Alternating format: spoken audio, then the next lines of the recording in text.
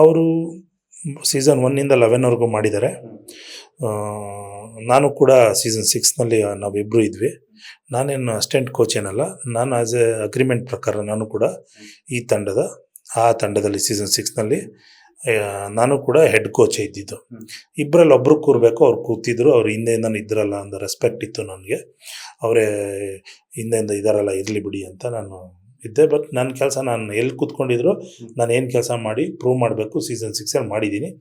ಇಲ್ಲಿವರೆಗೂ ಇದ್ದು ನೀವೇನು ಮಾಡಿದ್ದೀರಾ, ಅವ್ರೇನು ಮಾಡಿದ್ದಾರೆ ಸಾಧನೆ ಇಡೀ ರಾಜ್ಯದ ಜನ ನೋಡಿದ್ದಾರೆ. ನಾನು ಅವ್ರಿಗೆ ಥ್ಯಾಂಕ್ಸ್ ಹೇಳ್ತೀನಿ. ನಾನು ಬೆಂಗಳೂರುಗಳು ಇಲ್ಲಿವರೆಗೂ ಇದ್ದು ನೀವು ನಿಮ್ಮ ಕೈಲಾಗಿ ನೀವು ಪ್ರಯತ್ನ ಮಾಡಿದ್ದೀರಿ. ನಿಮ್ಮ ಎಷ್ಟು ಮಾಡೋಕ್ಕಾಗಿತ್ತು ನಿಮ್ಮ ಕೈಲಿ ಅಷ್ಟು ಮಾಡಿದ್ದೀರಿ. ಈಗ ನನಗೆ ಅವಕಾಶ ಸಿಕ್ಕಿದೆ. ನೀವು ಮತ್ತು ನಿಮ್ಮ ಫ್ಯಾನ್ ಫಾಲೋವರ್ಸ್ ಎಲ್ಲ ನನಗೂ ಅದೇ ರೀತಿ ನಿಮಗೆ ಎಷ್ಟು ಜನ ಸಪೋರ್ಟ್ ಮಾಡಿದ್ದಾರೆ ನನಗೂ ಮಾಡಿದ್ರೆ ನಾನು ಇನ್ನೂ ಒಂದು ಲೆವೆಲ್ ಬೆಟರಾಗಿ ಪ್ರಯತ್ನ ಮಾಡ್ತೀನಿ. ನನ್ನ ಕೈಲಾದಷ್ಟು ನೀವು ಇದ್ದಂಥ ಬೆಂಗಳೂರು ಬೂಸ್ ತಂಡನ ಇನ್ನೂ ಒಂದು ಉತ್ತಮ ತಂಡನ ಮಾಡಲಿಕ್ಕೆ ನಿಮ್ಮ ಸಹಕಾರನೂ ಇರಲಿ, ನಿಮ್ಮ ಪ್ರೋತ್ಸಾಹ, ನಿಮ್ಮ ಸಲಹೆನೂ ನನಗಿರಲಿ.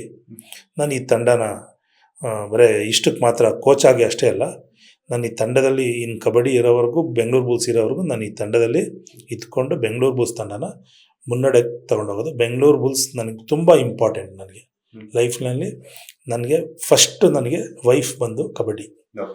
ಅದರಲ್ಲೂ ನನಗೆ ಬೆಂಗಳೂರು ಬುಲ್ಸ್ ಅವಕಾಶ ಸಿಕ್ಕಿರೋದು. ಈ ಕಬಡ್ಡಿ ನಾನು ಮುಂದೆ ತೊಗೊಂಡೋಗ್ತೀನಿ. ಇದೇ ನನ್ನ ಗುರಿ ಇರೋದು.